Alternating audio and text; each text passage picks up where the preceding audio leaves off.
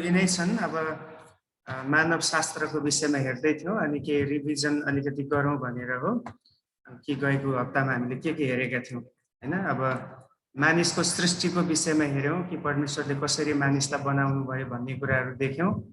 अनि त्यो सृष्टिभित्र पर्ने विशेषताहरू परमेश्वरले जुन उहाँले हामीलाई आफ्नै स्वरूपमा बनाउनु भयो भन्दाखेरि त्यो भित्र पर्ने विशेषताहरू लगभग 4वटा विशेषताहरूलाई मैले फोकस गरेँ। अरू पनि सानो कुरा आउँछ तर मैले त्यो सबै कुरालाई अहिले जोड दिन्न। मेन पोइन्टहरू मैले यहाँ ल्याएको थिएँ। पहिलो चाहिँ हामीभित्र परमेश्वरले हामीलाई आफै इच्छा गर्ने शक्ति दिनुभएको छ, जो चाहिँ परमेश्वरमा पनि छ र उहाँले मानिसलाई पनि दिनुभएको छ। त्यो एउटा विशेषता हामीले सिक्यौँ। दोस्रो चाहिँ हाम्रो परमेश्वर पनि योजना बनाउनुहुन्छ अनि उहाँले हामीलाई पनि योजना बनाउन सक्ने खुबी दिनुभएको छ। हामी योजना बनाउँछौँ, अबको 1 हप्तापछि म यो गर्नेछु, अबको 1 वर्षमा म यो गर्नेछु भनेर हामी योजना बनाउँछौँ, कारण त्यो गड गिफ्ट हो, परमेश्वरले हामीलाई दिनुभएको उपहार हो। तेस्रो, हामीलाई परमेश्वरले निर्णय गर्ने अधिकार दिनुभएको छ है, निर्णय गर्न सक्ने शक्ति हामीमा छ। त्यो हामीले हेरेका थियौँ। परमेश्वर पनि जे गर्नुहुन्छ उहाँले कसैको सल्लाह लिएर या कसैको सुझावमा उहाँ निर्णय गर्नुहुन्न। उहाँ निर्णय आफै आफ्नो डिसिजन उहाँले आफै गर्नुहुन्छ।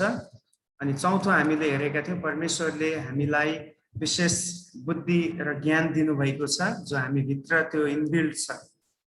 र त्यतिले मात्र हामीलाई पुग्दैन, हामी अझ दिनको जीवनमा परमेश्वरको बुद्धि पाऊँ र त्यो बुद्धिमा जब हामी जीवन व्यतीत गर्छौँ त्यहाँबाट हामीले ज्ञानलाई हासिल गर्नेछौँ, अनुभवहरू हामी हासिल गर्नेछौँ, जो प्रभुको राज्यको निम्ति निकै फाइदामन्द हुनेछ भन्ने कुरा सायद यतिसम्म हामीले हेरेका थियौँ। अब हामी अझै अगाडि बढौँ। माथिका यी विशेषताहरू हामीसँग छ, मानिसहरूसँग भए तापनि ऊ परमेश्वर बराबर चाहिँ हुन सक्दैन है। अब हामीसँग यी विशेषताहरू छन्, हामी इच्छा गर्न सक्छौँ, हामी योजना बनाउन सक्छौँ, अनि हामी डिसिजन लिन सक्छौँ, हामीमा बुद्धि र ज्ञान छ, मानवीय बुद्धि र ज्ञान पनि छ भन्दैमा हामी परमेश्वर बराबरी हुन सक्दैनौँ। परमेश्वर सर्वशक्तिमान हुनुहुन्छ, हामीमा शक्ति छैन। परमेश्वर सर्वव्यापी हुनुहुन्छ, हामी एक ठाउँमा मात्र सीमित छौँ।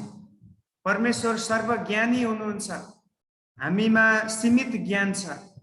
त्यसमा कतिवटा खुबी चाहिँ मानिसमा पनि उहाँले हालिदिनु भएको छ, कतिवटा खुबी चाहिँ केवल परमेश्वरमा मात्रै छ, त्यो मानिसमा छैन।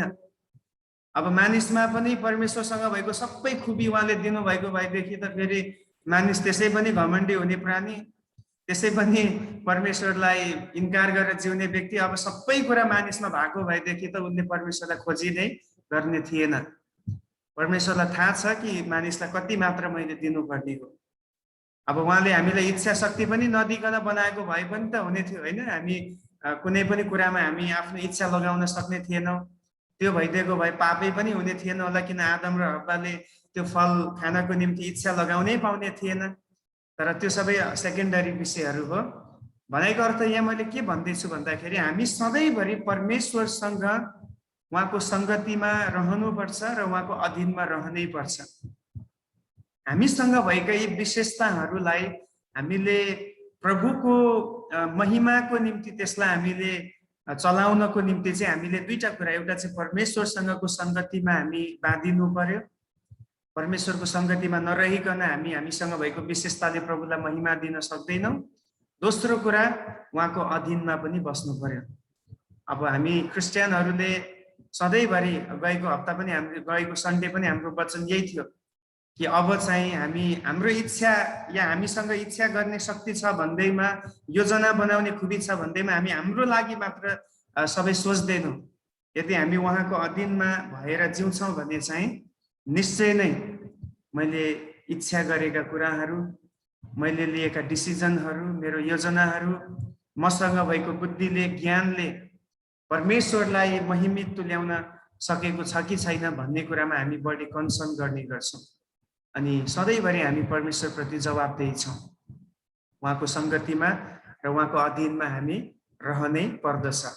जति हामी उहाँको अधीनमा रहन्छ त्यति हामीले सिक्न सक्छौँ परमेश्वरबाट, परमेश्वरलाई हामी अझ बुझ्न सक्छौँ। तर उहाँमा नरहने बित्तिकै हामीमा सीमित हुन्छ। अब हामीसँग विल पावर त छ, परमेश्वरले खोज्नुहुन्न, तर त्यो त्यतिमै सीमित हुनेछ, फेरि त्यसमा थपिने छैन। हामीसँग बुद्धि त केही सीमित बुद्धिहरू छ हामी मानव हुँदाखेरि, तर त्यतिमै सीमित हुनेछ यदि हामी उहाँको अधीनमा रहेनौँ भने चाहिँ। त्यसकारण आज हामीले प्रभुप्रति धन्यवादी हुँदै हामीले प्रार्थना पनि गर्नु खाँचो छ। प्रभु, मलाई दिनदिनको जीवनमा मलाई तपाईँप्रति धन्यवादी हुन सिकाउनुहोस्, म सदा तपाईँको निम्ति प्रभु फल फलाउने जीवन जिउन सकौँ भनेर हामीले सदा प्रार्थना गर्नु खाँचो छ। हामी अझै अगाडि बढ्दै जानेछौँ। अब अलिकति केही कुराहरू हामीले बुझ्नु खाँचो छ है। परमप्रभु परमेश्वरले पहिलो व्यक्ति आदमलाई भूमिको माटोबाट बनाउनु भयो र नाकबाट जीवनको श्वास फुकिदिनु भयो र मानिस जीवित प्राणी भयो। उत्पत्ति 2:7 मा हामीले पढ्यो भने त्यही कुरा पाउँछ। कोही एकजनाले पढिदिनुहोस् त, आज म फरक ठाउँमा छु, त्यसकारणले दिपाले मलाई पढ्नमा अब साथ दिन गाह्रो छ। त्यसकारण तपाईँहरू जसले पाउनुहुन्छ उत्पत्ति 2:7 पढिदिनुहोस् न है, आफ्नो माइकलाई अनम्युट गरेर।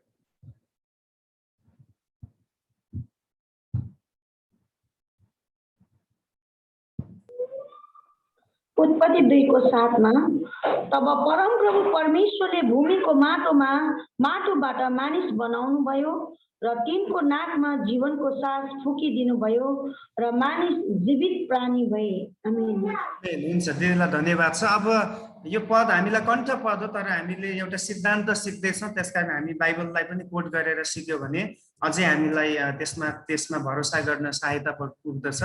अब वचनले यही भन्दैछ कि मानिसलाई परमेश्वरले भूमिको माटोबाट एउटा रूप दिनुभयो, एउटा डिजाइन बनाउनु भयो, अनि त्यसमा उहाँले त्यहाँनिर नाकबाट जीवनको श्वास फुकिदिनु भएपछि चाहिँ ऊ चाहिँ अब जिउँदो बनेको छ, किन परमेश्वरले त्यो श्वासमा आत्मा पठाउनु भएको छ। अब यो आत्मा भनेको चाहिँ अब अहिले हामी जसरी बुझ्छौँ पवित्र आत्मा हामी भित्र हुनुहुन्छ, पवित्र आत्मा हामी भित्र हुनुभयो भन्ने अर्थ भन्दा पनि अब संसारमा हामीले बुझ्दाखेरि तीनवटा आत्माहरूको बारेमा बाइबलले शिक्षा दिन्छ। एउटा चाहिँ मानिसमा भएको आत्मा, त्यो चाहिँ मानविक आत्मा हो। अब परमेश्वरले जीवनको श्वास फुकिदिनु भयो भन्दाखेरि यहाँनिर अहिले हामीले जो क्रिस्चियन भइसकेपछि पाउने पवित्र आत्मा पाए जस्तो होइन, तर मानिसलाई जिउनको निम्ति चाहिने एउटा शक्ति भनौँ, एउटा प्राणसँग जोडिएको तत्त्व भनौँ, आत्मा उहाँले दिनुभयो। पहिलो चाहिँ मानवीय आत्मा, अहिले पनि है यो लागू हुन्छ। दोस्रो चाहिँ परमेश्वरको आत्मा हुनुहुन्छ, जसलाई हामी पवित्र आत्मा भन्छौँ। बाइबलले पवित्र आत्मा भनेर चिनाएको छ। जसले प्रभु येशू ख्रीष्टलाई आफ्नो जीवनमा स्वीकार गर्छ, आफ्नो पापको पश्चाताप गर्छ, उनीहरूभित्र पवित्र आत्मा आउनुहुन्छ। पवित्र आत्माले उनीहरूको जीवनलाई चलाउन थाल्नुहुन्छ। अब पवित्र आत्माको कति भरिपुरीमा ऊ डुबेको छ भन्ने कुरा चाहिँ त्यो व्यक्तिगत कुरा हो। पवित्र आत्माको उपस्थिति हरेकसँग छँदैछ, तर पवित्र आत्माले भरिएको र नभरिएको चाहिँ त्यो चाहिँ हरेक व्यक्तिसँगको आफ्नो पर्सनल प्रभुसँगको सम्बन्ध हो। जति उसले आफ्नो जीवनलाई प्रभुको अनुरूपमा ढाल्दै जान्छ, जति ऊ आज्ञाकारी हुँदै जान्छ, त्यति पवित्र आत्माले उसको जीवनमा काम गर्दै जानुहुन्छ। पवित्र आत्माद्वारा ऊ नियन्त्रित हुन्छ, त्यति धेरै पवित्र आत्माको भरिपरि उसले अनुभव गर्छ। अब क्रिस्चियन त हो, तर अब आफ्नै पारामा जिउँदैछ भने पनि अब कति समयसम्म पवित्र आत्मा त रहिरहनुहुन्छ, प्रभुको आत्माको उपस्थिति छ जबसम्म छोडेर जानुहुन्न उहाँले, तर भरिपुरी चाहिँ छैन। जस्तै उदाहरणको लागि मेरो यो ग्लासमा पानी छ होइन, अघि सुरुमा भरि थियो, अहिले चाहिँ आधा ग्लास मात्रै छ। अब पानी त छ तर आधा छ नि त, अहिले भरि त छैन। त्यस्तै अब पवित्र आत्मा हुनुहुन्छ, उहाँलाई हामीले भरिपुरीमा चाहिँ काम गर्न दिनु चाहिँ हाम्रो कर्तव्य हो। सो दोस्रो चाहिँ परमेश्वरको आत्मा हुनुहुन्छ, पवित्र आत्मा। अनि तेस्रो हामीलाई थाहा छ शैतानिक आत्मा छ, जसलाई हामीले गएको हप्ताहरूमा सिक्यौँ। दुष्ट आत्मा पनि भनेको छ, भूत आत्मा पनि भनेर चिनाइएको छ। भनेपछि तीनवटा आत्माहरू हामी संसारमा पाउँछौँ। फेरि पनि दोहोऱ्याउँदैछ, एउटा मानविक आत्मा जो मानिसलाई बनाउँदाखेरि परमेश्वरले हालिदिनु भएको आत्मा, अनि दोस्रो चाहिँ परमेश्वरको आत्मा पवित्र आत्मा, अनि तेस्रोमा चाहिँ भूत आत्मा अथवा शैतानको आत्मा भनेर हामी बुझ्ने गर्दछौँ। सो अब संसारमा भएको मानिसहरूमा पनि आत्मा त छ। कुन आत्मा छ? मानवीय आत्मा छ। अनि बाइबलले भन्छ त्यो मानवीय आत्मा चाहिँ परमेश्वर रहित भएको छ, कनेक्सन टुटेको छ पापको कारणले गर्दा। अनि तिनीहरूलाई भनेको छ आत्मिक रूपमा तिनीहरू मरेको समान हो। यसोले एक ठाउँमा त्यही भन्नुभयो, मुर्दालाई तिनको आफ्नो मुर्दा गाड्न देऊ भनेको के हो? मरेको व्यक्ति पनि मुर्दा हो, त्यो मरेको व्यक्तिलाई गाड्ने जलाउने व्यक्ति पनि मुर्दा हो, किन उसले प्रभुलाई चिनेको छैन। दुवै प्रभुको नजरमा बराबर हो। एउटा चाहिँ शरीरमा पनि मर्यो, अर्को चाहिँ शरीरमा त जिउँदैछ तर आत्मामा मरेको छ। किनभने यो हाम्रो मानवीय आत्मालाई जीवित पार्नको निम्ति प्रभुको आत्मा आउनुपर्छ। प्रभुको आत्मा हामीमा आउनु भएपछि हाम्रो मानवीय आत्मा पनि क्रियाशील हुन्छ। अनि कतिचोटि सङ्घर्ष पनि हुने गर्छ। जस्तै पावलले रोमी 7 अध्यायमा भन्यो, जे म गर्न चाहन्न त्यो म गर्छु, अनि त्यो म कतिचोटि गर्ने गर्छु, जे म गर्न चाहन्छु त्यो मबाट गर्न सक्दिनँ भनेको के हो? अब यो दुईटा आत्मा बीचको सङ्घर्ष। पवित्र आत्मा हामी भित्र हुनुहुन्छ अनि हामी भित्र पनि आफ्नै आत्मा छ। अब यो भित्री आत्मा चाहिँ पापले बिटुले बनाइएको कारणले यसले संसारिक कुराहरूलाई रोज्ने गर्छ, चुन्ने गर्छ, संसारको कुराको खोजी गर्ने गर्छ, अनि त्यसले पापतिर जहिले पनि लाग भन्छ। तर उता पवित्र आत्माले हामीलाई भन्नुहुन्छ, अब हुँदैन, पाप गर्नु हुँदैन, तिमी प्रभुको छोरा हो, छोरी हो भनेर हामीलाई स्मरण दिलाउनुहुन्छ। जहिले पनि सङ्घर्ष हुने गर्छ। तर यो चाहिँ एउटा तालिम पनि हो। जति धेरै हामीले आफ्नो मनलाई वशमा राख्न सक्यौं, त्यही हो सेल्फ कन्ट्रोल भन्ने जुन गुण छ पवित्र आत्माको फलमध्ये आत्मसंयम भन्ने फल छ। हामीले आफ्नो आत्मालाई कन्ट्रोल गर्न सक्ने, त्यसलाई स्थिर गर्न सक्ने हामीले जति त्यो प्र्याक्टिस गर्छौँ त्यति धेरै पवित्र आत्मा हाम्रो जीवनमा हावी हुन पाउनुहुन्छ। हालेलुया। त्यसमा आज पनि हाम्रो हातमा छ, हामी भित्र भएको आत्मालाई बढी सक्रिय हुन दिने कि पवित्र आत्मालाई हामीले बढी सक्रिय बनाउने हाम्रो हातमा छ। अनि त्यसको लागि चाहिँ त्यो आफ्नो आत्मालाई हामीले कन्ट्रोल गर्नुपर्छ, त्यसलाई सेल्फ डिसिप्लिनमा ल्याउनुपर्छ। अनि सेल्फ डिसिप्लिनमा ल्याउनको निम्ति दुईवटा कुरा हामी सिक्ने गर्छौँ। एउटा चाहिँ वचन पढ्नु, वचनले आफ्नो हृदयलाई भर्नु, दोस्रो धेरै समय प्रार्थनामा समय व्यतीत गर्नु। यो दुईटा कुराले हामी हाम्रो आत्मालाई, हाम्रो मनलाई कन्ट्रोल गर्न सक्छौँ अनि पवित्र आत्मा त्यहाँ सक्रिय हुन सक्नुहुन्छ। अब प्राणी शब्दको हिब्रूमा अनुवाद गर्दाखेरि नेफेस भन्ने हुन्छ। नेफेस, यो हिब्रूमा त्यसलाई अनुवाद गर्दाखेरि नेफेस भन्ने शब्द आएको छ, जसको अर्थ आत्मा नै भन्ने हुन्छ। अब तपाईँले बुझ्नुभयो, परमेश्वरले जीवनको श्वास हामीमा पुग्दाखेरि आत्मा नै दिनुभएको रहेछ। कुन आत्मा? मानवीय आत्मा, हामीसँग भएको आत्मा होइन, मानिसले सोच्न सक्ने। अब अघि नै भयो, हामीले 4वटा कुरा गएको हप्ता सिक्यौँ नि। छान्न सक्ने खुबी, योजना बनाउन सक्ने क्षमता, निर्णय गर्ने शक्ति, ज्ञान बुद्धि, यो सबै यो आत्माभित्र जोडिएको, मानिसको आत्माभित्र यो कुरा जोडिएको छ। अनि यो आत्माभित्र प्राण पनि जोडिएको छ। हामी सायद अर्को हप्ता त्यसलाई हामी हेर्नेछौँ। हामी चाहिँ शरीरमा छौँ, आत्मामा छौँ, प्राणमा छौँ, त्यो अर्को हप्ता हामी सिक्ने कोसिस गर्नेछौँ। भने अब यो आत्माभित्र प्राण पनि जोडिएको हुन्छ, जो चाहिँ मानवीय हो। ओके, यहाँनिर जुन नेफेस भन्ने शब्द अनुवाद गरेर चलाइएको छ, जसले चाहिँ मानवीय आत्मालाई जोड दिएको छ। मानिसको शरीर भौतिक कुराबाट बनिएको थियो, यसै कारण यो नाशवान छ। भने आत्मा चाहिँ अभौतिक हो, त्यसैले अमर रहन्छ। हालेलुया। कुरा बुझ्दै हुनुहुन्छ? एउटा चाहिँ हामी भित्र नाशवान चिज पनि हामीले बोकेर हिँड्दैछौँ, अर्को चाहिँ अमर रहिरहने कुरा पनि हामी भित्र छ। कति अद्भुत छ है यो कुरा, एकदम वचनले कति अद्भुत भनेको छ।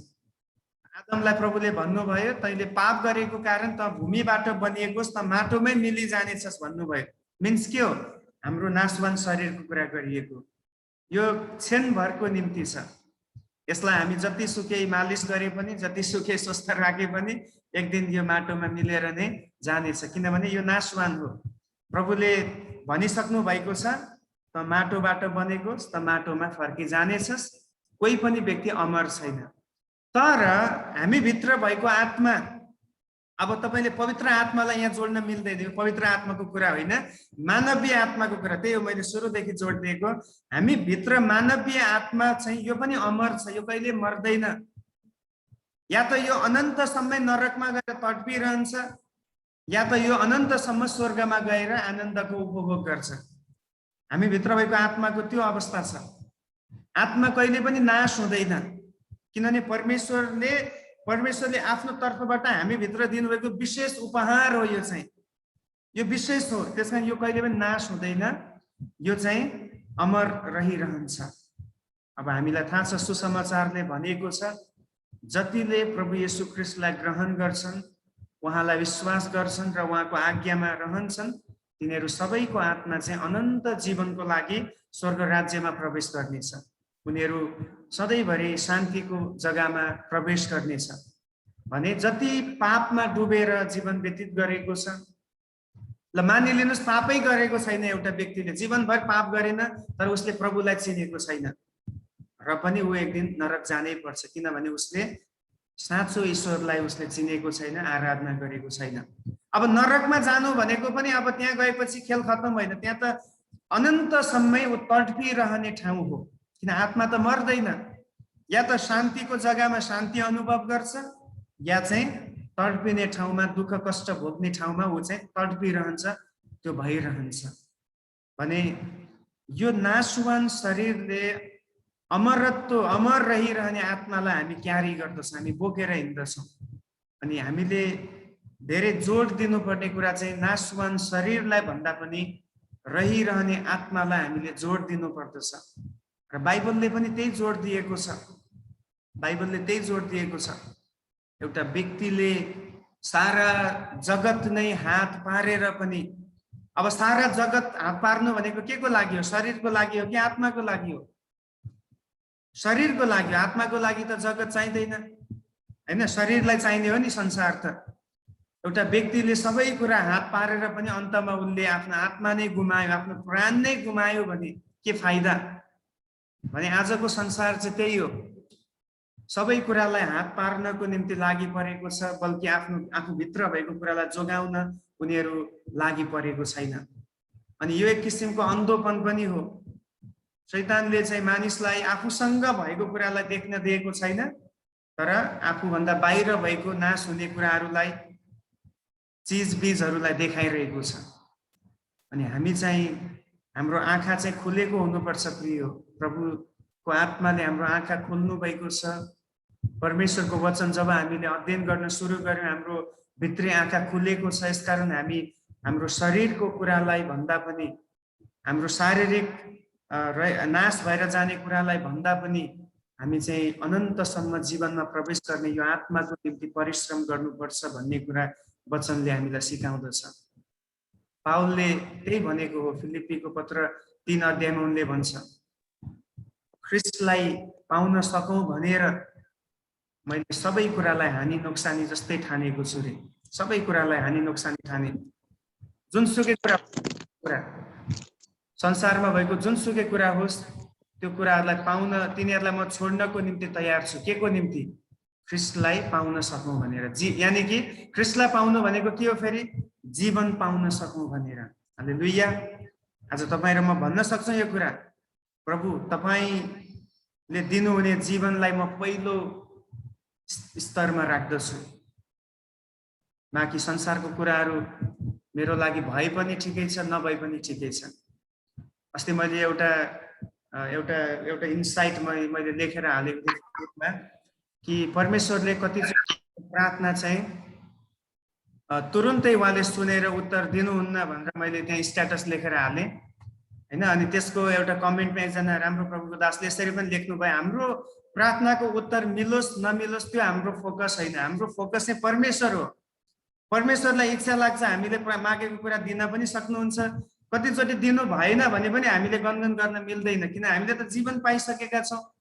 अब शरीरका कुराहरू कतिचोटि प्रभुले मर्जी भयो भने दिनु होला, धन्यवाद। प्रभुलाई मर्जी भएन भने ठिकै छ, यसको लागि पनि धन्यवाद भनेर हामी जिउनु पर्ने। अनि म एकदमै मैले एप्रिसिएट गरेँ त्यो उहाँको त्यो कमेन्टलाई, किनभने वास्तवमा त्यही हो।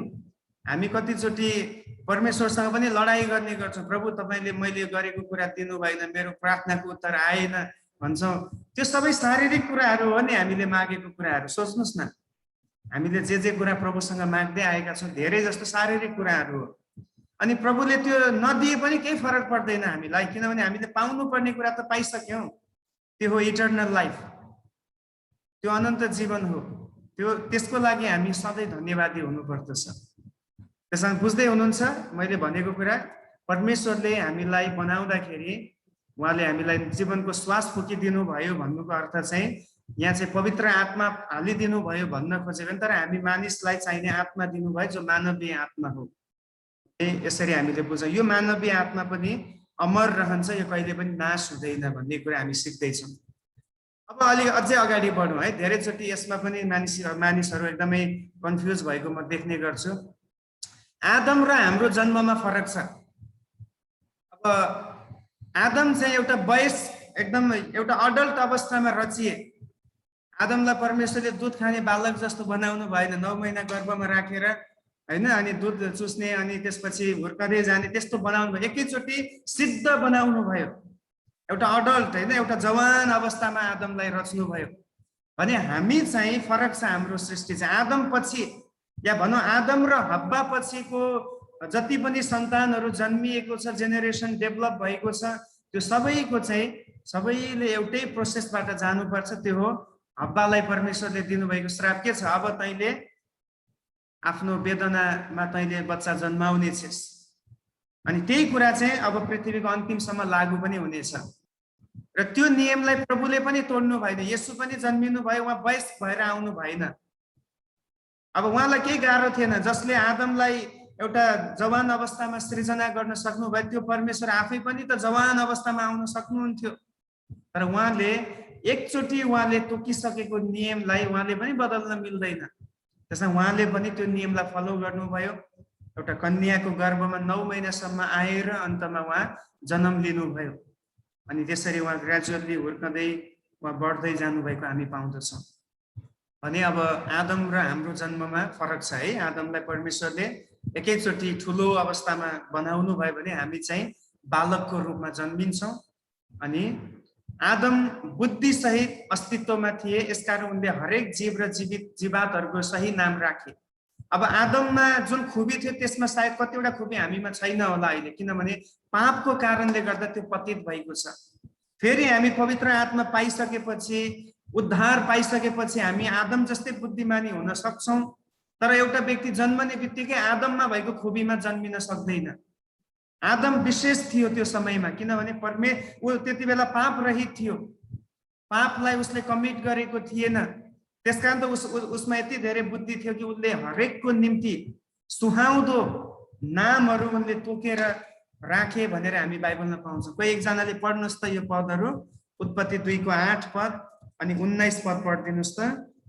त्यहाँनिर हामी देख्छौँ आदमले उत्पत्ति 2 को 8 अनि परमेश्वरले पूर्वतिर अदनमा एउटा बगैँचा लगाइदिनु भयो र उहाँले बनाउनु भएको मानिसलाई यही राख्नुभयो। हजुर, अब 19 पनि 19 पद परम प्रभुले सबै वन पशु र आकाशका सबै पक्षीलाई भूमिबाट बनाएर मानिसले तिनीहरूको के नाउँ राख्दो रहेछ भनी हेर्न तिनलाई मानिस कहाँ ल्याउनु भयो। और मानिसले हरेक प्राणीलाई जे नाउँ दिए त्यही नै त्यसको नाउँ भयो। आमेन। हुन्छ, धन्यवाद छ दिदीलाई। अब यहाँ हामी देख्छौँ परमेश्वरले पहिला त आदमलाई एउटा बगैँचामा ल्याउनु भयो अनि त्यसपछि सबै बनाइएका प्राणीहरूलाई उसको अगाडि ल्याउनु भयो। परमेश्वरले उसलाई भन्नु भएन कि तैँले यसलाई यो राख, उसलाई त्यो नाम राख, तर उसलाई अधिकार दिइसक्नु भएको थियो। यो चाहिँ पाप गर्नुभन्दा पहिलाको कुरा है। अब आज त्यो कुरा पाप गरिसकेपछि लागू हुँदैन, किन हामीले अब कुनै पनि कुरालाई नियन्त्रण गर्न सक्दैनौँ। सबै कुरा आफ्नो उसमा छ। तर ख्रिस्टमा आइसकेपछि फेरि हामी आदम जस्तै बुद्धिमा, अधिकारमा फेरि हामी डेभलप हुन्छ, किनभने ख्रिस्टले हामीलाई त्यो अधिकार फिर्ता गर्नुहुन्छ। भने अब यहाँ चाहिँ आदममा यति धेरै बुद्धि थियो भन्ने कुरा हामी देख्छौँ कि उनले हरेकको लागि एउटा उचित नाम उनले तोकिदिएको छ। अनि उनले सबैको लागि एकदमै राम्रो, एकदमै उनीहरूलाई कसरी गाइड गर्नुपर्छ, कुन चिजलाई कसरी दोहोऱ्याउनुपर्छ भन्ने कुरा उनले सबै गर्दै आएका थिए। अब अदनको बगैँचामा गएकै भोलिपल्ट पाप गरे भनेर पनि लेखिएको छैन। त्यहाँ कुनै मिति लेखिएकै छैन। त्यो 10 वर्ष पनि हुनसक्छ, 1 वर्षको कुरा पनि हुनसक्छ, या 1 महिनाको पनि हुनसक्छ।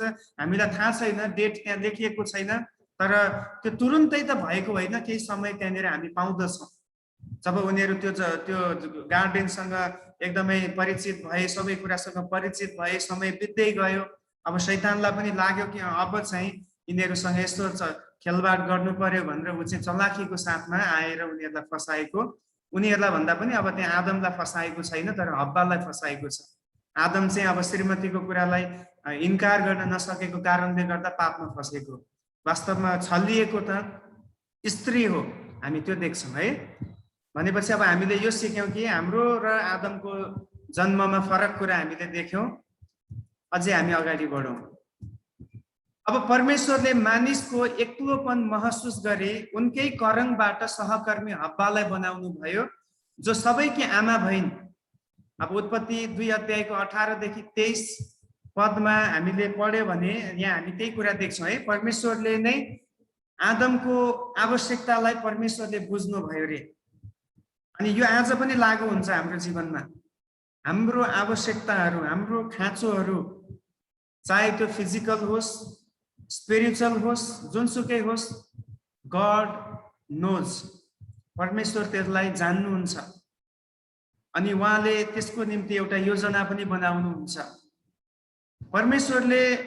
परमेश्वरलाई आदमले भनेन कि मेरो साथी चाहिँ खोइ भनेर उनले भनेनन्।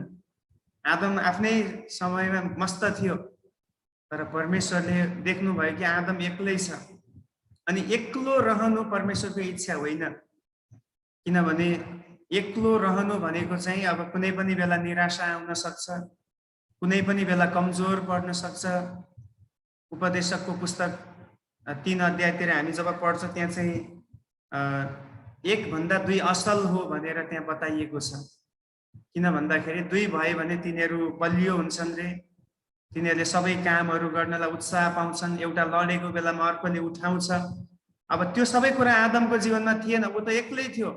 अनि बनाइएको कुनै पनि जीवहरू उसको लागि सुहाउँदो साथी भएन। अब सबै 4 हात खुट्टा टेकेर हिँड्ने थिए, आदम 2 खुट्टा टेकेर हिँड्ने व्यक्ति भएपछि सुहाएन। त्यसपछि परमेश्वरले उसको आवश्यकतालाई महसुस गर्नुभयो। भनेपछि यहाँ हामी के सिक्छौँ? परमेश्वर महसुस गर्ने परमेश्वर हुनुहुन्छ है। परमेश्वर फिल गर्ने परमेश्वर हुनुहुन्छ। कति अद्भुत कुरा हो। हाम्रो परमेश्वर जीवित हुनुहुन्छ, उहाँमा पनि हामीमा जस्तै व्यक्तित्व छ भन्ने कुरा यसले प्रमाणित गर्दैछ। किनभने महसुस गर्नुभयो रे आदमको एक्लोपनालाई। त्यसपछि परमेश्वरले हब्बालाई बनाउनु भयो। कसरी बनाउनु भयो अलिकति हामी पढौँ। उत्पत्ति 2 को 18 देखि 23 पद। एकजनाले पढ्नुहोस् त कसैले, त्यहाँ हामी हेर्नेछौँ। यो सबै कण्ठ भएको कुरा हो, तर हामी अलिकति फेरि परम प्रभुले परमेश्वरले भन्नुभयो, मानिस एक्लो रहन असल छैन, म त्यसको निम्ति त्यसलाई सुहाउने एकजना सहयोगी बनाउने छु। परमप्रभुले सबै वन पशु र आकाशका सबै पक्षीलाई भूमिबाट बनाएर मानिसले तिनीहरूको के नाउँ राख्दो रहेछ भनी हेर्न तिनीहरूलाई मानिस कहाँ ल्याउनु भयो र मानिसले हरेक प्राणीलाई जे नाउँ दिए त्यही नै त्यसको नाउँ भयो। आमेन। अझै पढ्दै जानुहोस् तपाईले अगाडि पनि 20 देखि। यसरी मानिसले नै सबै पाल्तु पशु, आकाशका पक्षी र सबै वन पशुहरूका नाउँ राखे, तर आदमको निम्ति तिनलाई सुहाउँदो कोही सहयोगी पाएनन्। यसै कारण परम प्रभु परमेश्वरले मानिसलाई मस्त निन्द्रामा पार्नुभयो र उनी निदाएको बेलामा उनका करङहरू मध्येको एउटा निकाल्नु भई त्यसको ठाउँमा मासु भरिदिनु भयो। जुन करङ परमप्रभु परमेश्वरले मानिसबाट निकाल्नु भएको थियो त्यसबाट एउटी स्त्री बनाउनु भई मानिस कहाँ ल्याउनु भयो। अनि 23 पद पनि, मानिसले भने यो त मेरै हाडको हाड र मासुको मासु हो, तिनलाई स्त्री भनिनेछ किनभने तिनी पुरुषबाट निकालिएकै थिइन्। हुन्छ, धन्यवाद छ दिदीलाई पढ्नु भएको लागि। आमेन। अब यहाँ हामी देख्छौँ परमेश्वरले कसरी स्त्रीलाई बनाउ। फेरि स्त्रीको बनावट फरक छ है। स्त्रीलाई परमेश्वरले बनाउने तरिका फरक छ। आदमलाई परमेश्वरले छुट्टै तरिकाबाट, छुट्टै प्रोसेसबाट बनाउनु भयो भने स्त्रीलाई पनि छुट्टै तरिकाले बनाउनु भयो। त्यो चाहिँ हामी देख्छौँ। आदमलाई पहिला चाहिँ उहाँले मस्त निन्द्रामा पार्नु भयो रे। अनि मस्त निन्द्रामा भनेपछि बाइबलमा थोरै ठाउँमा लेखिएको छ, जब परमेश्वरले विशेष काम गर्नुभयो त्यो बेलामा मानिसहरूलाई मस्त निन्द्रामा पार्नु भएको छ है। अब त्यो मध्ये आदम पनि हामी देख्छौँ आदमलाई निन्द्रामा पारिसकेपछि आज पनि डाक्टरले कुनै सर्जरी गर्दाखेरि के लगाउने गर्छ एनेस्थेसिया लगाउँछ हैन एनेस्थेसिया इन्जेक्सन हुन्छ त्यो लगाएपछि मस्त निन्द्रामा जान्छ अब कति घण्टाको लाग्यो थाहा छैन आधा घण्टा 2 घण्टा अनि त्यसले बेहोस बनाउँछ भनेको अर्थ हाम्रो शरीरलाई चाहिँ त्यसले काबु गर्छ हाम्रो सेन्सहरू हराएर जाने गर्छ त्यस्तै एक किसिमले परमेश्वरले यहाँनिर त्यही तरिका अपनाउनु भयो अब सुई नै लगाउनु भयो भन्न खोजेको नि तर परमेश्वरले मस्त निन्द्रामा पुर्याउनु भयो अहिलेको भाषामा एनेस्थेसिया लगाउनु भयो उहाँले अनि त्यो लगाइसकेपछि आदमबाट एउटा करङ निकाल्नु त्यो करङ निकालिसकेपछि त्यो करङलाई परमेश्वरले आज्ञा गर्नुभयो त्यसको बारेमा लेखेको छ तर हामी यस्तो विचार गर्न सक्छौं त्यो करङ त निकालियो परमेश्वर भन्नुभयो यो करङमा मासु भरिजा अनि त्यो भनिसकेपछि तुरुन्तै त्यो करङमा मासुहरू आउन थाल्यो अनि त्यसलाई एउटा स्त्रीको रूपमा परमेश्वरले बनाउने एउटा योजना बनाएर त्यो आज्ञा उहाँले गर्नुभएको थियो अनि तुरुन्तै त्यहाँनिर स्त्री बनेको छ जब आदमको निन्द्रा खुल्छ आदमको निन्द्रा खुल्नेपछि उनले अब हेर्दछन् कि म जस्तै अर्को व्यक्ति तयार भएको छ जबकि पहिला कहिले देखेको थिएन यस्तो अनि त्यसपछि उनले थाहा पाए कि उनी चाहिँ मेरै लागि परमेश्वरले बनाउनु भएको अनि त्यसपछि आदमले त्यहाँनिर 23 पदमा के भनेको छ उनले भन्छन् यो त मेरै हाडको हाड र मासुको मासु हो तिनलाई स्त्री भनिनेछ अब त्यो स्त्री भनिनेछ पनि उनले आफैले नाम दिए है यहाँनिर उनलाई स्त्री राखिनेछ उनको नाम किनभने तिनी पुरुषबाट निकालिएकी थिइन् भनेपछि अब यहाँ चाहिँ हामी देख्छौँ एउटा बाइबलीय प्रिन्सिपल एउटा बिब्लिकल प्रिन्सिपल के छ फ्यामिलीको विषयमा हस्बेन्ड एन्ड वाइफको बीचमा भने श्रीमान श्रीमतीको सम्बन्ध चाहिँ हाड र मासुको सम्बन्ध हो हाड र मासुलाई कहिले पनि अलग गरिँदैन अलग भएपछि सक्यो हैन हाड र मासु चाहिँ एकदमै भित्र एउटा नजिकको सम्बन्ध राख्ने गर्दछ एकदम प्रगाढ हुन्छ बलियो हुन्छ भन्ने अर्थमा हामी लिने गर्छौं जस्तै अब मासुलाई हाडबाट छुट्याउँदाखेरि कति गाह्रो पर्छ अनि हरेक जोडी चाहे जुनसुकै अवस्थाबाट विवाह होस् अब भागेर बिहा होस् मर्जीमा बिहा होस् बिहा भइसकेपछि अब चाहिँ तपाईले फेरि यो भन्न पाउनुहुन्न कि मेरो करङ त उ होइन रहेछ त्यो पो हो कि क्या हो भनेर अर्को करङ छान्न पाउँदैन अब चाहिँ जसै सुकै गरेर बिहा होस् चाहे बाबुआमाले जबरजस्ती गरिदिएको होस् या तपाईले खुसी साथ गरेको होस् वन्स यु हेभ म्यारिड हैन तपाईले अब एकचोटि बिहा गरिसकेपछि जीवनभरिको लागि नै तपाई जोडी चाहिँ हाड र मासुको सम्बन्धमा आउनु पर्दछ जबसम्म त्यो सम्बन्धमा डेभलप हुन सक्दैन तबसम्म परिवारभित्र खटपट पनि भइरहन्छ समस्या हुन्छ कतिचोटि आज जति पनि यो डिभोर्सका केसहरू बढिरहेको छ कति डिभोर्सहरू बढिरहेको छ है अब भनिन्छ एकदमै डिभोर्सले विवाह जस्तै अहिले डिभोर्स पनि धेरै भएर गइरहेको छ रे एउटा ठुलो बलिउडको एउटा एक्टर आमिर खान तपाईले नाम सुन्नुभयो होला आमिर खानको पनि आएको थियो उनले पहिला एउटा श्रीमतीसँग बिहा गरे त्योसँग पनि डिभोर्स गर्यो त्योबाट सन्तान भयो पछि फेरि अर्कोसँग बिहा गर्यो त्योसँग पनि कति वर्ष बस्यो अब अस्ति भर्खर 1 हप्ता जस्तो अगाडि पेपरमा न्यूजमा आउँदै थियो उनीहरू दुवैजना सहमतिमै डिभोर्स गर्दैछन् रे अब फेरि सायद अर्को बिहा गर्नलाई त गरेको हो कि के हो अब थाहा छैन त्यो चाहिँ भनेको त मान्छेलाई एकदम इजी भइसकेको छ बिहा गर्यो डिभोर्स गर्यो बिहा गर्यो डिभोर्स गर्यो अनि तर बाइबलको सिद्धान्त त्यो चाहिँ होइन त्यो चाहिँ हाड र मासुको जस्तो एउटा प्रगाढ सम्बन्ध हुनुपर्छ श्रीमान श्रीमतीको अनि मैले जहिले पनि भन्ने गर्छु कतिचोटि श्रीमानहरूको आदत हुने गर्छ श्रीमतीहरूलाई चाहिँ हैन दबाउने पेल्ने अनि कतिचोटि अब बाइबलले त अधीनमा बस भनेको छ त्यसलाई मिसयुज पनि गर्छ तिमी अधीनमा बस्ने हो भनेर आफ्नो खुट्टा पनि राख्न खोज्छ अब याद गर्नुहोस् अब हाम्रो शरीर एउटा व्यक्तिको शरीर चाहिँ मासु चाहिँ केमा अड्डिएको छ भन्दाखेरि हड्डीमा यदि हड्डी नै छैन भने मासु मात्र आफै अड्डिन सक्दैन खडा हुन सक्दैन सोच्नुहोस् त हाम्रो खुट्टामा कतिवटा हड्डी छ घुँडामा हड्डी छ भनिन्छ 206 वटा हड्डी हाम्रो शरीरमा छ अलग अलग हड्डी 206 वटा छ भने अब यो मासुहरू त्यो यसरी एकदम राम्रो मसल्सहरू रहनको निम्ति त्यो हड्डी नै चाहिन्छ हड्डी छैन भने मासु कहीँ पनि टिक्न सक्दैन भने एउटा घर एउटा परिवार मजबुत हुनको लागि अगाडि बढ्नको निम्ति हड्डीको धेरै ठुलो भूमिका हुन्छ त्यसकारण शिरले यो भन्न पाउँदैन कि त मेरो अधीनमा बस्ने हो मेरो पैताला मुनि भनेर भन्न पाउँदैन दोस्रो कुरो हामीले यहीँ पनि सिक्न सक्छौँ। परमेश्वरले स्त्रीलाई बनाउँदाखेरि आदमको टाउकोबाट पनि निकाल्नु भएन हड्डी, होइन, अर्को चाहिँ आदमको खुट्टाबाट पनि निकाल्नु भएन, करङबाट निकाल्नु भयो भनेको बराबरी। हेर्नुहोस् है, अब टाउकोबाट निकालेको भए पनि समस्या हुन्थ्यो होला। हब्बाले भन्न सक्थ्यो अरे म त तेरो टाउकोमा टिकेर बस्छु, किनभने म त टाउकोबाट बनाइएको हो भन्न उसले सक्थ्यो होला।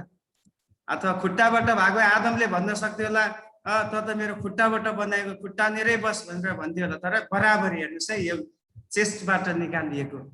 त्यसकारण यो एउटा ब्यालेन्समा हुनुपर्छ। अब अधीनमा बस भनेको चाहिँ अब बाइबलले त्यो एउटा हाम्रो परिवारमा एउटा ब्यालेन्स होस् भनेर, एकले अर्काको कुरा सुनोस् भनेर त्यो आधारमा अधीनमा बस भन्ने कुरा गरेको। त्यसको अर्थ अब पुरुषले हेप्ने अथवा स्त्रीको कुनै भूमिका छैन, कुनै अर्थै छैन भन्ने अर्थमा बाइबलले बताएको छैन। अब मुस्लिम धर्ममा चाहिँ के छ भन्दाखेरि बिहा गर्यो अनि अब अहिले त युपीमा त त्यो नियम पनि हटायो, एकदम त्यो प्रभुलाई धन्यवाद होस्। त्यो उसलाई मन परेन, कुनै कुरा गलत भेट्टायो, 3 चोटि तलाक तलाक तलाक भनेपछि तलाक सक्यो। तर अहिले युपीमा त्यो कानुन लागू छैन।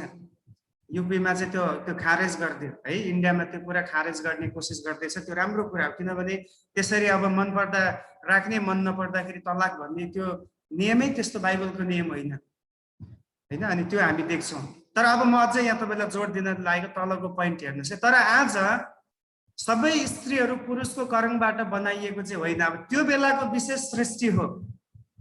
आज चाहिँ हामीले अब विशेष गरी जोडी छान्दाखेरि के गरी छान्ने गर्छ भन्दाखेरि प्रभुको अगुवाईमा र प्रार्थनाको साथमा। अब यो भन्न होइन, यो नियम लागू हुँदैन कि जसरी परमेश्वरले आदमको करङबाट हब्बा बनाउनु भयो, मेरै करङ त्यो हो भनेर हामीले त्यो करङ खोज्न जाने, त्यो कुरै लागू हुँदैन आजको समयमा चाहिँ। आज चाहिँ अघि नै मैले भनिसकेँ, जोसँग तपाईँको बिहा भइसक्यो उसैलाई तपाईँले आफ्नो करङ मान्नै पर्छ। कुरा मिलेन भने यो मेरो करङ होइन रहेछ कि क्या हो भन्न चाहिँ पाइँदैन आज त, किनभने अब त तपाईँ एडजस्ट हुनै पर्यो, होइन। अनि त्यो चाहिँ आजको नियम चाहिँ यही छ कि हामीले प्रार्थना गर्नु पर्यो, प्रभु मेरो जोडी यो हो कि होइन, प्रभुको अगुवाई खोज्नु पर्यो। जब अब्राहमले आफ्नो छोराको निम्ति आफ्नो दासलाई, अबिमेलेक भन्ने उसको दास थियो, उसलाई छोरी खोज्न या उसको बुहारी खोज्न पठाउँदाखेरि त्यहाँ अबिमेलेक जान्छ। अनि जाँदाखेरि चाहिँ त्यहाँनिर अब अबिमेलेकलाई इभन थाहा पनि छैन कि म जाने ठाउँमा मान्छेहरू कस्तो छ। तर अब अब्राहमले भनेको छ कि यो कनानीहरूबाट मेरो छोराको लागि बुहारी नखोजिदिनु, किन भन्दाखेरि योहरू मूर्ति पूजा गर्ने समूह छ, त्यसैले मेरो आफ्नै जातिकोमा गएर खोजेर ल्याउनु भनेर पठाएको हुन्छ। अब त्यति बेला अबिमेलेकलाई कति ठुलो काम छ, कसरी खोज्ने, कसरी चिन्ने कि परमेश्वरले अब्राहमको छोरा इसहाकको लागि यही स्त्रीलाई, यही केटीलाई तयार पार्नु भएको हो भनेर।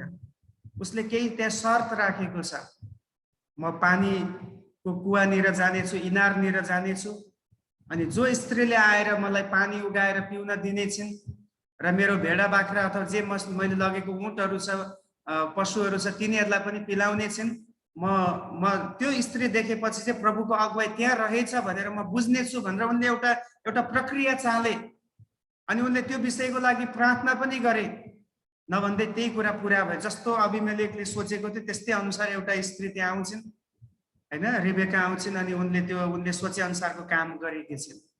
भने आज तपाईँले र मैले चुन्दाखेरि पनि अब कतिचोटि अब मण्डलीको, माफ गर्नुहोस् है, माथि यहाँ प्लेन हुँदैछ, म यहाँ चर्चमा छु त्यसकारण। अब कतिचोटि आज चाहिँ जोडी छान्दाखेरि के प्रक्रिया हुने गर्छ। पहिलो चाहिँ अब आमा बुवालाई पहिलो अधिकार छ, होइन, आफ्नो नानीहरूको लागि जोडी छान्ने। आमा बुवाले हेर्ने गर्छ कि मेरो छोराको लागि, छोरीको लागि यो सुहाउने छ। दोस्रो कुरो मण्डलीले पनि छान्ने गर्छ। अब क्रिस्चियन भइसकेपछि तपाईँ मण्डलीसँग जोडेको हुन्छ, मण्डलीले, पास्टर अगुवाले केही कुरा विचार गरेको हुन्छ, यो व्यक्तिको लागि यो व्यक्ति ठिक छ, त्यसकारण यिनीहरूको लागि कुरा चलाउँदा ठिक हुन्छ भनेर कतिचोटि पास्टर अगुवाले पनि त्यो कुरा चलाउने गर्छ। कतिचोटि कति व्यक्तिहरू हुन्छ जसलाई विशेष जोडी छान्ने एउटा वरदान पनि हुने गर्छ। काठमाडौँमा एकजना अगुवा हुनुहुन्थ्यो, उहाँलाई चाहिँ सबैले जोडी छान्ने अगुवा भनेरै चिन्ने गर्थ्यो, किनभने उहाँ चाहिँ यति धेरै व्यक्तिको बिहा गराइदिनु भयो। अनि उहाँ एकदम त्यसमा एकदम एक्सपर्ट क्या, उहाँलाई थाहा छ यो व्यक्तिको पढाइ यस्तो छ, यसको ब्याकग्राउन्ड यस्तो रहेछ, अनि त्यसको लागि त्यहाँ एउटा केटा छ या केटी त्यस्तो छ भन्दा तुरुन्तै उहाँ आफ्नो माइन्डमा त्यसलाई क्याच गरेर अनि कुरा अगाडि बढाइहाल्नु हुने, समयमै बिहा पनि भइहाल्ने।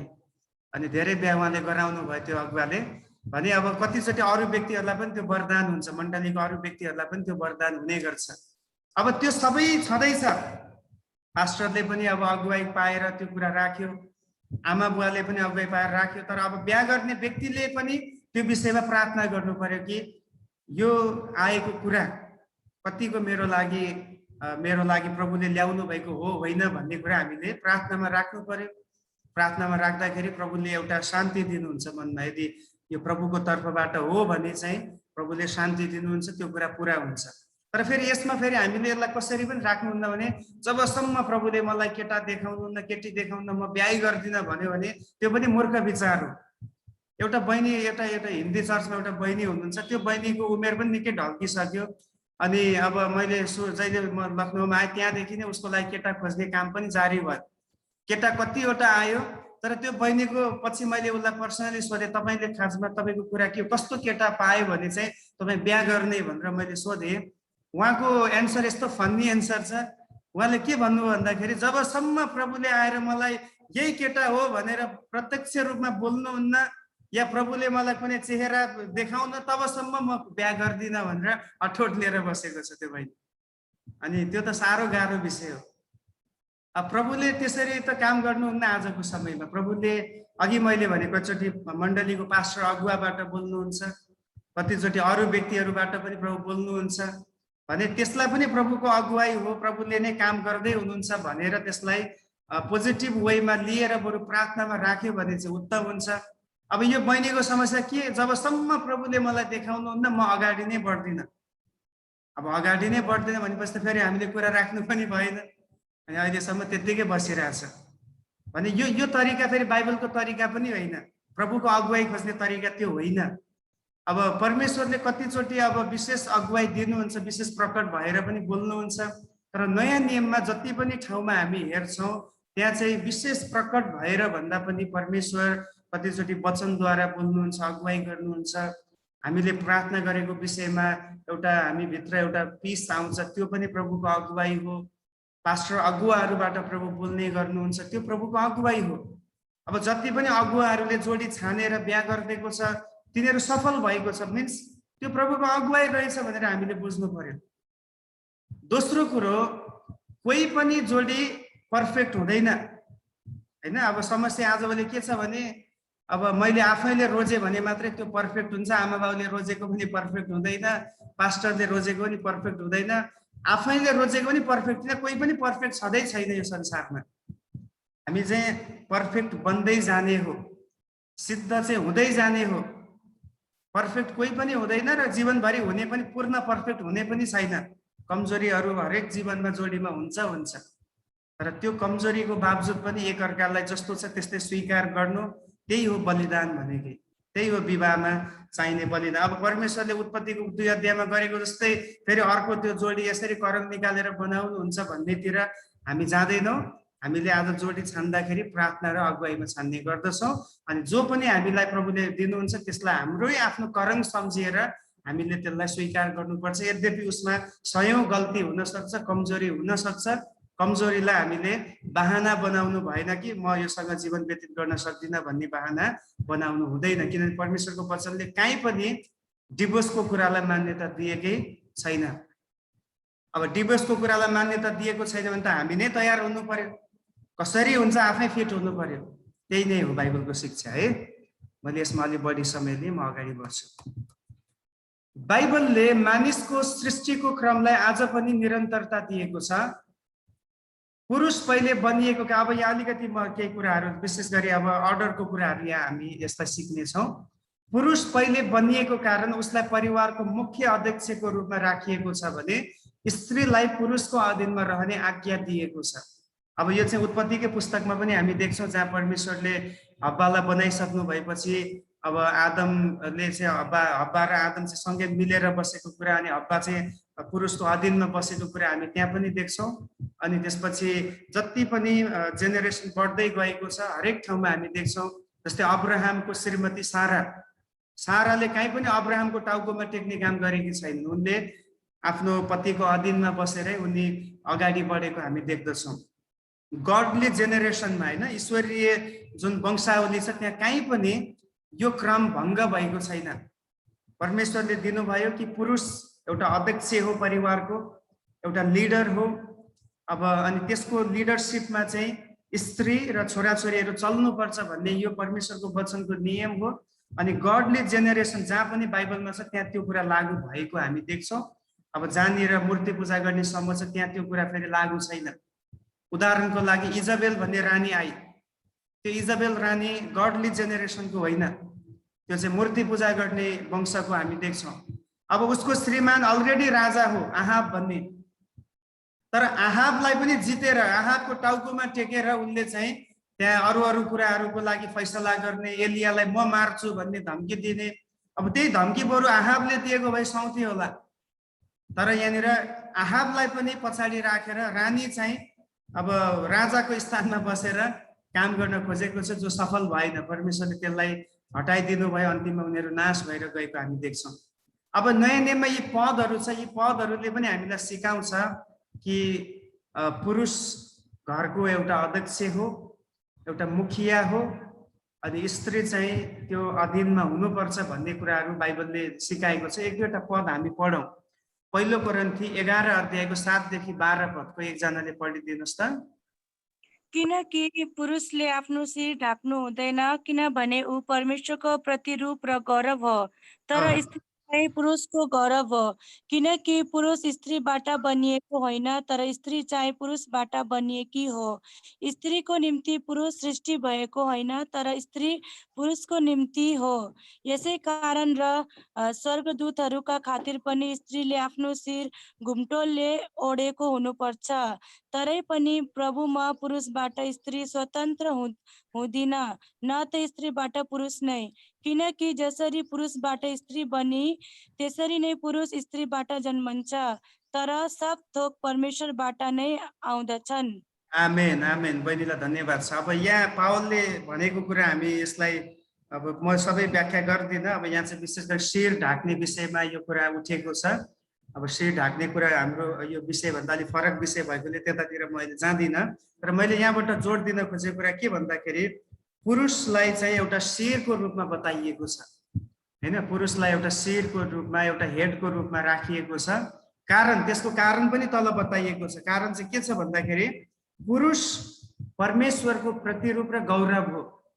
अब परमेश्वरले आफ्नै स्वरूपमा बनाउनु भयो भन्दाखेरि पहिलो त आदमसँग यो कुरा लागू भएको छ, किन आदमलाई परमेश्वरले एउटा रूप दिएर आदमसँग परमेश्वरले आफ्नो विचारहरू त्यहाँ राखेर आदमलाई बनाउनु भएको हामी पाउँछौँ। त्यसपछि आदममा भएको गुणहरू चाहिँ हब्बा बनाइदाखेरि सरेको छ। अब हामीसँग त्यही गुणहरू सर्दै आएको छ, किनभने हामी पनि हब्बाको सन्तानहरू हो। आदम र हब्बा जसरी हब्बाले जसरी सन्तान जन्माए त्यसरी हामी जन्मिएको कारणले आदममा भएको गुण हब्बामा सर्यो। हब्बाले जसरी 9 महिना गर्भमा कैनलाई राखिन, हाबिललाई राखिन, अरू छोराहरूलाई राखिन, त्यो गुणहरू सारिन्, त्यस्तै हामीमा पनि सर्दै आएको छ। तर डाइरेक्टली हामीले हेर्दाखेरि चाहिँ परमेश्वरको गौरव र परमेश्वरको प्रतिरूप चाहिँ आदमको रूपमा हामी देख्न सक्छौँ, आदममा रहेको हामी देख्न सक्छौँ। अनि परमेश्वरले पहिलो चाहिँ आदमलाई नै बनाएको कारण ऊ मुखिया हो भन्ने अर्थमा यहाँ बताइयो। अनि दोस्रो किन अधीनमा रहनुपर्छ, किन त्यहाँ तल बताइएको छ स्त्रीबाट आदमलाई बनाइएन, तर आदमबाट स्त्रीलाई बनाइयो भनेर लेखिएको छ। यो रिजन हो, दुईटा रिजन यहाँ आयो है। किन स्त्री चाहिँ आफ्नो घरमा श्रीमानको अधीनमा बस्नुपर्छ, किनभने परमेश्वरले यस्तो एउटा क्रमसँग बनाउनु भयो कि पहिला पुरुषलाई बनाएर त्यसबाट नै स्त्री जातिको उत्पत्ति उहाँले गर्नुभएको छ। त्यसकारणले गर्दाखेरि अधीनमा बस्ने कुरा यहाँ बताइएको छ। फेरि अधीन भनेको फेरि त्यो रुल गर्ने खालको या दबाउने खालको जुन मुस्लिम धर्ममा छ, हाम्रो हिन्दू धर्ममा पनि होइन। अब श्रीमानले भात नखाइकन श्रीमतीले भात खानै पाउँदैन। गाउँघरतिर कति ठाउँमा जाँदाखेरि सासू ससुराले नखाइकन श्रीमतीको भागै आउँदैन। अब त्यो सबै बाइबलको त्यो कुरा भन्थ्यो, त्यस्तो अधीन भन्न खोजेको होइन। अब वेस्टर्न कन्ट्रीहरुमा कति राम्रो छ हेर्नुस् त, जोसुकै पाहुना आओस् जोसुकै आओस् चट्ट टेबलमा सबै खाना आउँछ, सबैजना साथमा बसेर अनि जति चाहियो त्यति निकाल्दै अनि खाने, त्यहाँ श्रीमती पनि त्यही छ, श्रीमान पनि छ, छोराछोरी छ, पाहुना पनि छन्। त्यो एउटा फेलोसिप हो हैन, खाना पनि हाम्रो फेलोसिपलाई देखाउँछ। अनि तर हाम्रो अब हिन्दू धर्ममा यो सबै कुराहरू छैन। अब त्यहाँ अहिले पनि एक किसिमले अलिकति स्त्रीलाई चाहिँ अलि तल राखिएको छ। त्यस्तो तल राख्न खोजेको होइन यो पद अनुसार। अब त्यसको कुरा चाहिँ 11 पदमा हेर्नुस् न, तरै पनि प्रभुमा पुरुषबाट स्त्री स्वतन्त्र हुँदैन, न त स्त्रीबाट पुरुष नै। किनकि जसरी अब यहाँ बताइन्छ, जसरी पुरुषबाट स्त्री बनी त्यसरी नै पुरुष स्त्रीबाट नै जन्मन्छ भनेपछि समानताको कुरा पनि यहाँ आएको छ। एउटा अध्यक्षताको रूपमा मात्रै पुरुष त्यो ठाउँमा छ, हैन भने उनीहरुको स्ट्याटसमा, उनीहरुको आत्मिकतामा कमी हुने कुरा, उनीहरुको परमेश्वरको अगाडि उनीहरुको जुन एउटा लेभल छ त्यो कमी घटी त्यो अर्थमा बताइएकै होइन। एउटा क्रमले मिलाउनको लागि मात्रै त्यो कुरा यहाँ ल्याइएको हो कि एउटा हेड होस्।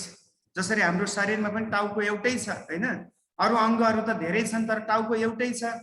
अनि यो टाउकोले जहिले पनि कमान्ड गर्ने गर्छ। मान्छेले चिन्दाखेरि टाउकोलाई चिने जस्तै अब टाउकोलाई चिन्यो भन्दैमा अरु अंगको काम छैन भन्न खोजेको त होइन नि बाइबलले। सबैको काम छ तर एउटा क्रमको रूपमा मात्रै, एउटा अर्डरको रूपमा मात्रै त्यसलाई ल्याइएको हो। अब एफएससी 5 को 22 देखि 24 मा पनि अहिले नपढौं, त्यहाँ पनि त्यही कुरा लेखिएको छ कि स्त्रीहरूलाई आफ्नो पतिको अधीनमा रहनको लागि सल्लाह दिएको छ। तर समस्या यहाँ आउँछ, कस्तो पतिको अधीनमा स्त्री रहने त सवाल। अब श्रीमान कहिले पनि एउटा डिसिप्लिनको लाइफ छैन, लापरवाही छ। अनि माफ गर्नुस् है, यहाँ एकदम फ्लाइट प्लेनहरु उडेको छ आवाज। ओके, अब श्रीमान कहिले पनि राम्रो ट्र्याकमा हिँडेकै छैन, एकदमै ट्र्याक बिगार्छ, लापरवाही छ भने फेरि अब त्यस्तोको अधीनमा पनि कसरी रहने, त्यहाँ पनि एउटा प्रश्न त आउँछ। अब त्यसको लागि चाहिँ प्रार्थना गर्नु पर्यो कि मेरो श्रीमान जो हुनुहुन्छ उसको जीवन एउटा सही रूपमा आउन सकोस्, परमेश्वरको आज्ञामा उ चल्न सकोस् भनेर अब स्त्रीहरूले, श्रीमतीहरूले धेरै प्रार्थना गर्नु पर्यो आफ्नो श्रीमानहरूको लागि कि ऊ चाहिँ परमेश्वरको अधीनमा बस्ने श्रीमान होस्। यस्तो क्रम हुनु पर्यो। बाइबलले भनेको क्रम चाहिँ परमेश्वरको अधीनमा श्रीमान रहनु पर्यो, श्रीमानको अधीनमा श्रीमती रहनु पर्यो, अनि यो श्रीमान र श्रीमतीको अधीनमा नानीहरू रहनु पर्यो। अनि त्यो चाहिँ एउटा गॉडली होम पनि बन्छ, एउटा ईश्वरीय घर बन्छ। किन यो हरेक एक दुसरामा अधीन छ। अधीन भएको कारणले गर्दा त्यहाँ सबैले सबैको कुरा सुन्छन्, सबैले सबैको कुरालाई रेस्पेक्ट गर्छ, जो चाहिँ आजको समयमा हाम्रो परिवारहरुमा हुने गर्दैन। अब पहिलो तिमोथी 2 को 11 देखि 14 पदमा पनि हामीले त्यहाँ पल्टायो भने त्यहाँ पनि पावलले त्यही कुराहरू ल्याएको छ है। यसलाई पनि एकचोटि पढौं न त है। यहाँ अर्को एउटा विशेषता आएको छ, यसलाई पनि हामी पढौं। एकजनाले उत्पत्ति पहिलो तिमोथी 2 को 11-14 सम्म, स्त्रीले पूर्ण दिनता साथ चुपचाप बसेर सिकुन्, तर स्त्रीले पुरुषलाई सिकाउने र पुरुषमाथि अधिकार जमाउने काममा म अनुमति दिन्न, तर तिनी चुपचापै रहून्, किनभने आदम नै पहिले सिर्जिएका हुन्, त्यसपछि हव्वा। आदम छलिएका होइनन्, तर स्त्री चाहिँ छलिएर अपराधमा फँसेकी हुन्। हुन्छ, धन्यवाद छ दिदीलाई। अब यहाँ हामी देख्छौँ, यहाँ पनि पावलले त्यही कुरा दोहोर्यायो।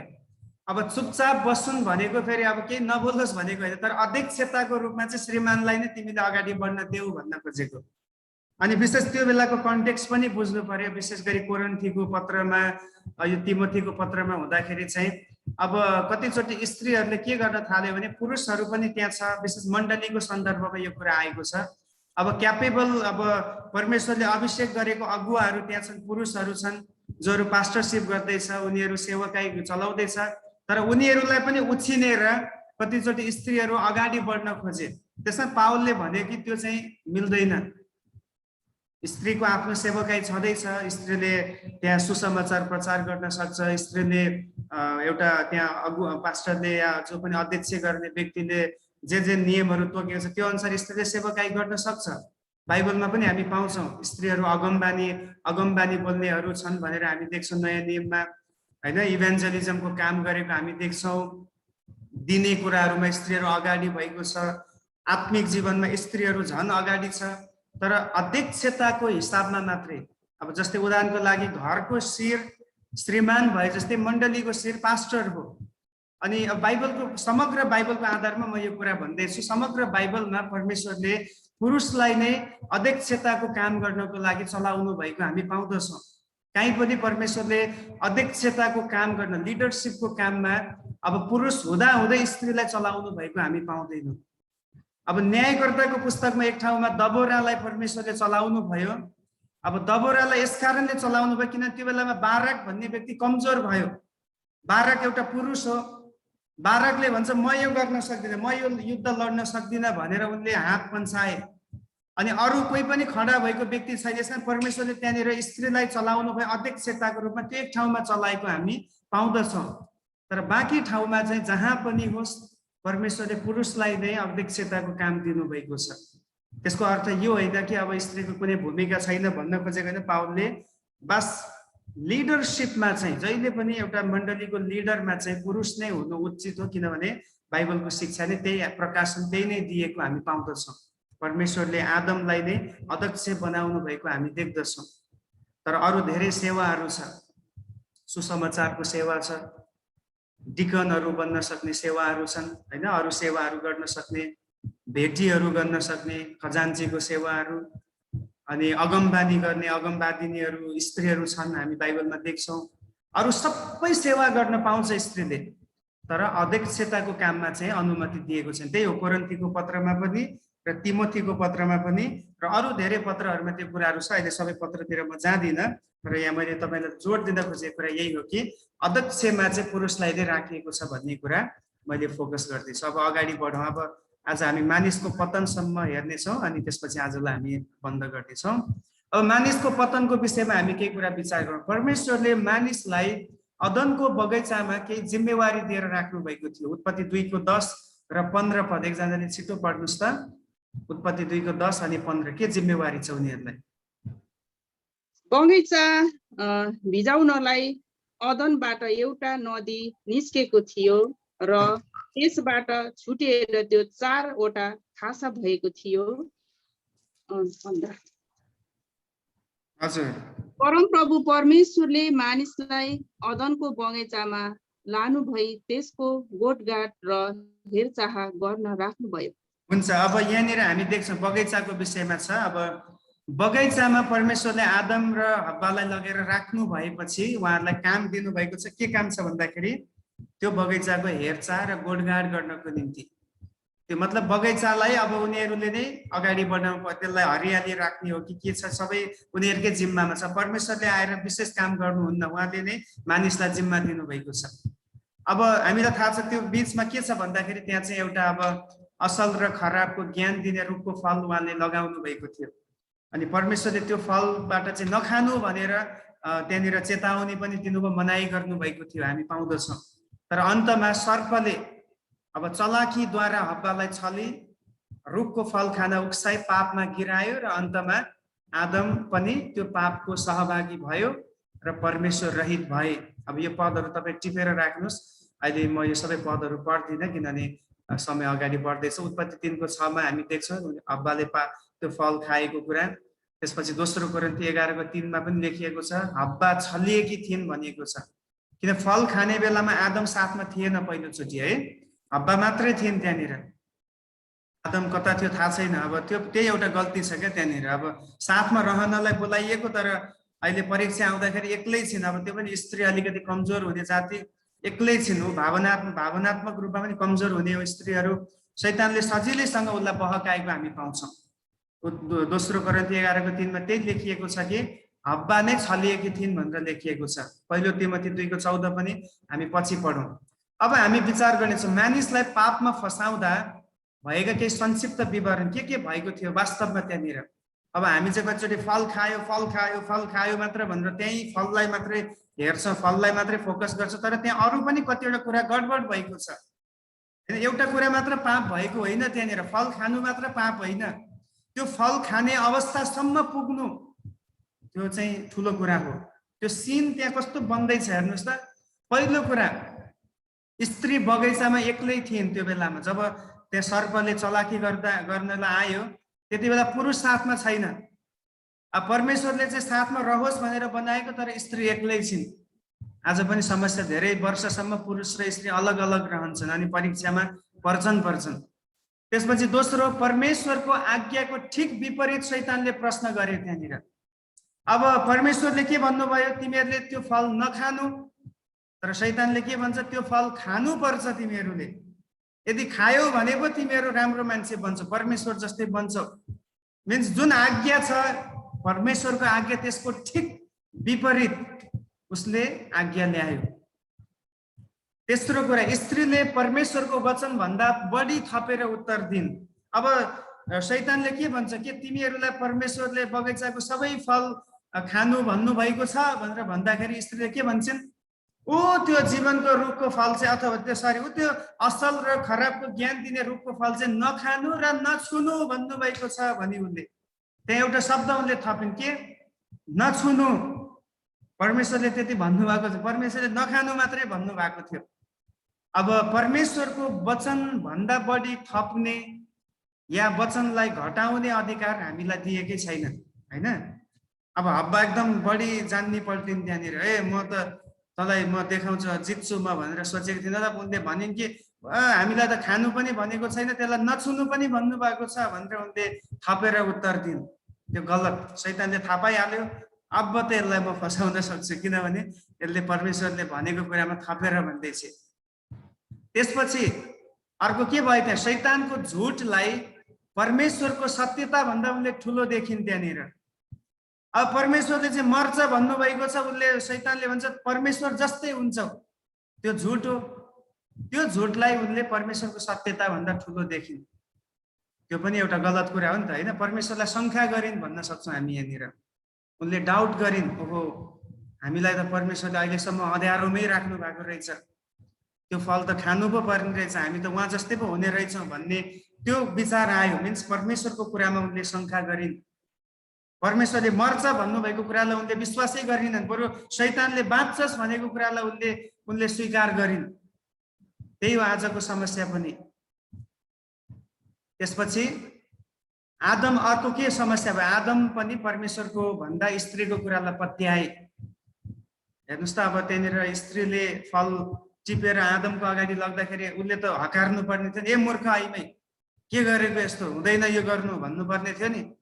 तर उनले पनि परमेश्वरको कुरालाई पनि बिर्सेर स्त्रीको कुरालाई, अब त्यहाँ त्यति बेला शैतान त आदमसँग आएको छैन, शैतान त गइसक्यो हब्बालाई फल पाएर। शैतानले भने मैले जितिसकेँ, स्त्रीलाई जितेँ, अब स्त्रीले श्रीमानलाई पनि जित्छ भनेर उसले थाहा पाइसक्यो। त्यसपछि ऊ भाग्यो, भागिसकेपछि स्त्रीले ल्याएर आफ्नो पतिलाई पनि त्यो फल खुवाइन्। आदमको चाहिँ यही गल्ती छ है, यही गल्ती हो आदमको। उनले रोक्नु पर्ने थियो, हामीले यो फल, तिमीले फल खायो म खाँदिनँ भन्नुपर्ने थियो। ऊ चाहिँ रेस्पोन्सिबल हो, किनभने परमेश्वरले अब स्त्रीलाई भन्दा पनि उसलाई बढी हिसाब माग्नुहुन्छ, किन ऊ अध्यक्ष हो नि त्यो जग्गाको त अहिले। तर उसले पनि स्त्रीको कुरालाई पत्यायो। अन्तमा उनीहरू सबै पापको भागीदार भए र परमेश्वरको महिमादेखि पतन भए, यो हामी देख्छौँ। अब मानिसको पतन पश्चात के सजाय भयो त, तीनवटा चरणमा हामी सजाय देख्छौँ। आज त्यतिलाई फोकस गरौँ है त। तीनवटा चरणमा सजाय आएको छ। पहिलो चाहिँ सर्पलाई, उत्पत्ति 3को 14 र 15 पदमा पढ्यो भने यहाँ सर्प शैतानको काम पुरा गर्ने माध्यम भएको कारण अब उपरान्त सर्प जमिनमा घस्रेर जिउनु पर्ने र माटो नै खाएर जिउनु पर्ने एक डरलाग्दो र घिनलाग्दो जीवको रूपमा श्रापित भयो। हेर्नुहोस् है, सर्पलाई प्रभुले के श्राप दिनुभयो, अब उपरान्त त पेटको बलमा घिस्रिएर त जिउनु पर्नेछ, तैँले माटो खानु पर्नेछ। सायद त्योभन्दा पहिला घिस्रिनु पर्ने थिएन सर्पहरू, यो श्राप पाइसकेपछिको कुरा हो। त्यसपछि ऊ एउटा डरलाग्दो जीव पनि भयो। हेर्नु, सर्पमा विष छ है, आज पनि मान्छेहरूलाई टोक्यो भने त्यसले पोइजन छोड्ने गर्छ। त्यो एउटा डरलाग्दो जीव भयो, किनभने त्यो श्रापित। साथै सर्पसँग जोडेर शैतानलाई पनि प्रभुले भन्नुभयो, अब तेरो शिर कुच्याइनेछ। पहिलोचोटि शैतानको हारको विषयमा, हार हुने विषयमा मसीहले उसलाई पराजित गर्ने विषयमा यहाँनिर अगमबानी बोलियो उत्पत्ति 3:15 मा। सो सर्पको लागि यो छ। दोस्रो, परमेश्वरले पुरुषलाई गर्नुभयो, पुरुषलाई स्त्रीलाई श्राप दिनुभयो, स्त्रीलाई 3:16 मा। अब यहाँनिर परमेश्वरले आएर आदमलाई सोध्नुहुन्छ, किन तैँले त्यो फल खाइस्, त नाङ्गै छस् भन्ने कुरा कसरी थाहा पाइस् भन्दाखेरि त्यहाँ एउटा क्रम आउँछ। आदमले भन्छ तपाईले दिनुभएको स्त्रीले गर्दा यस्तो भएको। अब अलि अगाडि के भन्यो उनले, ओहो यो त मेरै हाडको हाड र मासुको मासु रहेछ भनेर भन्दै थियो। अब अहिले चाहिँ भन्छ तपाईले दिएको हो यो समस्या, मेरो होइन भन्दैछ, पन्चिन खोज्दैछ। पन्चिन पाउँछ र त्यसरी गल्ती गरिसकेपछि को पन्चिन पाउँछ? बरु उसले मान्नुपर्ने थियो, हो प्रभु हामीले गल्ती गर्यौँ भन्नुपर्ने थियो नि। उसले भन्दैछ यो तपाईले दिएको स्त्रीको कारणले यस्तो भएको भन्दैछ। त्यसपछि परमेश्वरले स्त्रीलाई भन्दै हुनुहुन्छ किन यस्तो भयो, किन यो गरिस् भन्दाखेरि उसले पनि फेरि दोष थुपार्छ कसलाई? सर्पलाई गएर, तपाईले बनाउनु भएको सर्पले आएर हामीलाई छल्यो। त्यसपछि परमेश्वरले सर्पलाई पनि श्राप दिनुभयो, स्त्रीलाई पनि यहाँनिर दण्ड दिनुभयो है। यहाँनिर के छ भन्दाखेरि पहिलो चाहिँ उत्पत्ति 3:16 मा पढ्दाखेरि सुत्केरी वेदना बढाइयो र बच्चा जन्माउँदाखेरि दुःख र पीडा हुनेछ, जो अहिले पनि लागू छ। कोही पनि स्त्रीले सजिलैसँग बच्चा जन्माउँदैन हो। अहिले चाहिँ अब धेरैवटा अब टेक्नोलोजीका कुरा आयो, अपरेसन गर्यो, त्यसपछि दुखै नदिकन पेट चिरेर निकाल्छ। तर कति दिनसम्म त दुख्छ नि पेट चिरेको ठाउँ पनि, अनि जीवनभरि ढाड दुख्ने अरू कतिवटा दुख्ने समस्या त हुँदै हुन्छ। अपरेसन गरिसकेपछि फेरि पहिलाको जस्तो शरीर त बन्दैन। भनाइको अर्थ यो चाहिँ अब नेचुरल नै हुनेछ, हरेक स्त्रीले यो भोग्नै पर्नेछ। अनि दोस्रो, किन पुरुषको अधीनमा स्त्री रहनुपर्ने त्यसको कुरा यहाँ पनि प्रभुले भन्नुभयो, सधैँभरि अब त पुरुषको अधीनमा रहनुपर्नेछ। तैँले आफै निर्णय गरेर फल खाइस्, अब चाहिँ तैँले कुनै पनि कुरा आफ्नो निर्णयमा गर्न पाउँदिनस्, त पुरुषसँग बिहा गर्नुपर्नेछ, उसको अधीनमा त बस्नुपर्नेछ भनेर परमेश्वरले दण्ड तोकिदिनु भयो। ओके, स्त्रीलाई दिएको दण्ड। त्यसपछि अन्तिममा तेस्रोमा पुरुषलाई परमेश्वरले दण्ड दिनुभयो। उत्पत्ति 3:17 देखि 19 मा भूमि श्रापित भएको छ। अब भूमिले सिउँडी र काँडाहरू उमार्नेछ। यो सिउँडी र काँडाहरू परमेश्वरले बनाउनु भएको थिएन पहिला, यो चाहिँ घोच्ने कुराहरू हो, यसमा फल लाग्दैन। तर पाप गरिसकेपछि परमेश्वरले भन्नुभयो अब तैँले सबै राम्रो राम्रो मात्रै फल पाउँदैनस्, तैँले त्यहाँनिर सिउँडी र काँडाहरू पनि देख्नेछस्। भूमि श्रापित भयो अब तेरो पापको कारणले, र साथै खानाको निम्ति पसिना साथ कडा परिश्रम गर्नुपर्नेछ। यो आज पनि लागू छ। कसैले पनि सर्टकट अप्नाएर आफ्नो जीविका चलाउन पाउँदैन। सर्टकट अप्नाउनेहरू जेलमै जान्छ। भनेको अर्थ चोरी गरेर, ठगी गरेर, लुटेर म जिउँछु भन्नेहरू सब जेलमा पुग्छ। जसले पनि जिउन चाहन्छ उसले के गर्नुपर्छ? मेहनत गर्नै पर्छ, कडा परिश्रम गर्नै पर्छ, पसिना बगाउनै पर्छ। किनभने यो हामीले नै मानिसले नै निम्ति आएको कुरा हो नि त। पहिला त आराम गरेर खान पाउने अवस्था थियो, अब त्यसलाई गुमाएपछि त पसिना बगाउनै पर्यो। त्यसपछि अर्को चाहिँ माटोमा फर्की जानुपर्नेछ त, किनभने त माटोबाट बनाइएकोस्। पहिला मृत्यु तोकिएको थिएन, मृत्यु छँदै थिएन, तर पाप भयो। प्रभुले भन्नुभयो त माटोमै फर्की जानुपर्नेछ। माटोमा के जानुपर्नेछ? फेरि हाम्रो शरीर, आत्मा माटोमा जाँदैन, आत्मा चाहिँ माथि उठेर जानेछ, तर शरीर चाहिँ माटोमै जानुपर्नेछ। यसरी परमेश्वरले तीनैवटा चरणमा तीनैवटा प्राणीलाई अथवा आफ्नो मानिसलाई र सर्पलाई पनि उहाँले दण्ड तोकिदिनु भयो, किनभने उनीहरूले परमेश्वरको आज्ञालाई उल्लङ्घन गरे। यसबाट हामी यो पनि बुझ्छौँ कि परमेश्वरले जब गल्ती गर्छ, गल्ती गरेपछि आदम पनि भन्नुहुन्न, हब्बा पनि भन्नुहुन्न, यो त्यो केही भन्नुहुन्न। गल्ती गरेपछि बस त्यसको सजाय त पाउनै पर्छ। त्यसकारण त उहाँले आफ्नो एकलौटे पुत्रलाई पनि सजाय दिनको निम्ति क्रुसमा पठाउनु भयो। हाम्रो कारणले उहाँ आउनुभयो, त्यो छुट्टै विषय, तर सजाय त पाउनु भयो उहाँले हाम्रो साटोमा।